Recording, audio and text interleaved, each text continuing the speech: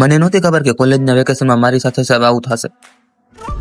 Good morning guys, સ્વાગત છે તમારું આપણા ફરી એક નવા મિની વ્લોગમાં. સવારમાં ઉઠીને જોયું તો આવી ગઈ તો દુકાનનું કરિયાવર, એટલે કે આપણી દુકાનનો સામાન. દુકાનનો બધો સામાન ઉતારીને હું નવરો થયો તે આવી ગયો મારો કલેજો. રામ રામ હવે છે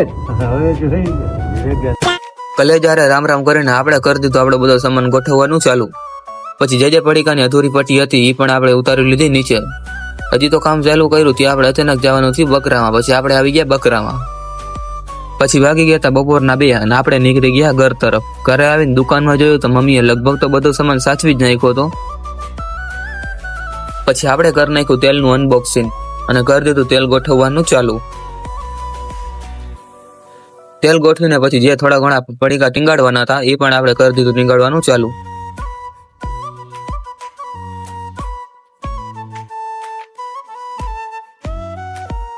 પડીકા ને એ બધે ગોઠવણ થઈ ગયું હતું કમ્પ્લીટ. ને પછી આપણે રાખવાના હતી ખાંડ ને પાટિયા ઉપર, તો આપણે રાખી દીધી ખાંડ ને પાટિયા ઉપર. અને પછી આપણે દુકાનનું બધું સામાન ગોઠવાઈને થઈ ગયો તો કમ્પ્લીટ. પછી આપણે બેસી ગયા મસાલા બનાવવા. અને આપણો આજનો મિની વ્લોગ અહીંયા પૂરો થાય છે. મળીએ બીજા વ્લોગમાં, ત્યાં સુધી બાય બાય, ટેક કેર.